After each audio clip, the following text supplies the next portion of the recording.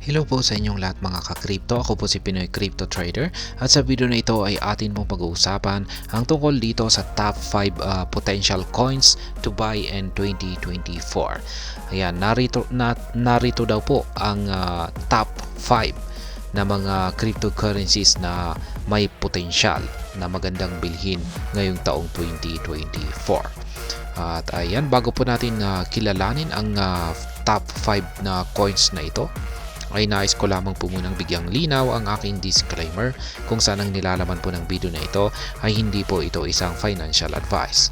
For education and information purposes lamang po ang layunin nito.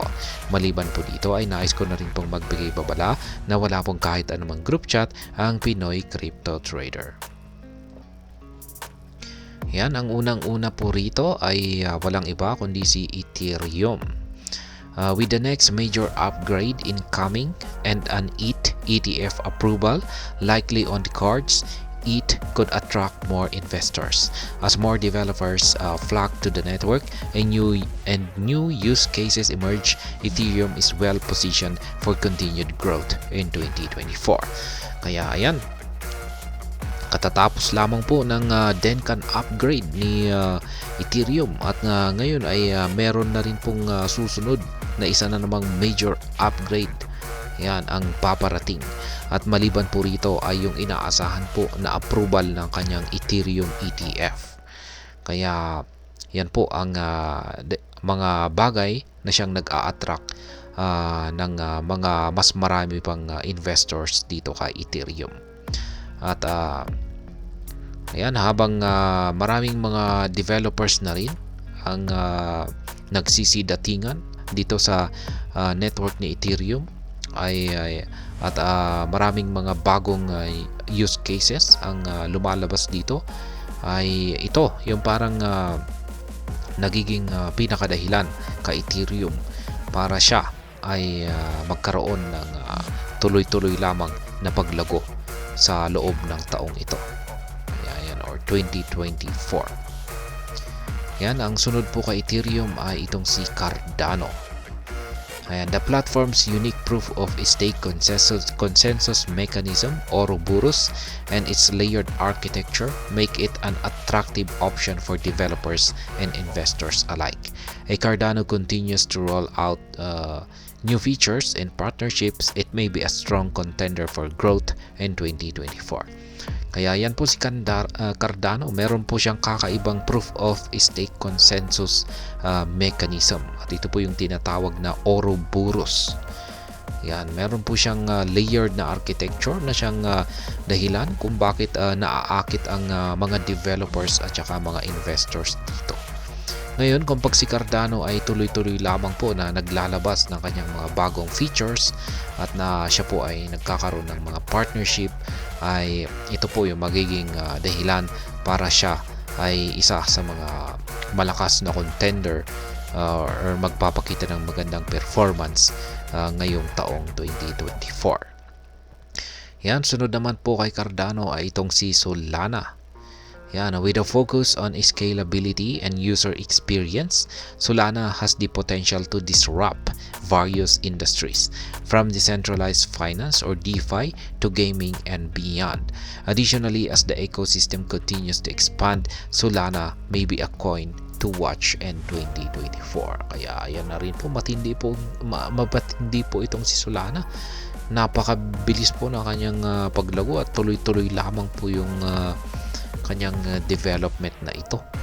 Kaya yan, nakafocus po siya sa scalability at saka user experience. Kaya ayan, siya po ay yung kanyang mga features ay ayan, ito po ay nasa mga decentralized finance or DeFi hanggang gaming. Yan, meron na rin po siyang mga gaming at marami pang iba. Kaya pag nagpatuloy lamang po yung kanyang development at saka expansion, ay ayan, posibleng si Solana ay isa po sa mga coin na magpapakita na rin ng magandang performance ngayong taong 2024. Sunod po kay Solana ay itong si Polkadot. With its innovative parachain architecture and growing ecosystem of projects, Polkadot is well positioned to play a significant role in the future of blockchain technology and may be a worthwhile investment in 2024. Kaya yan po si Polkadot. Meron po siyang kakaibang parachain architecture at patuloy pong lumalago yung kanyang ecosystem. Yan, dumarami po yung kanyang mga projects. Kaya dahil dito ay isa po siya sa mga posibleng magbigay ng magandang performance bilang isang magandang investment ngayong taong 2024. Kaya ayan, pagkatapos sunod po dito kay Polkadot ay itong si Polygon or si Matic.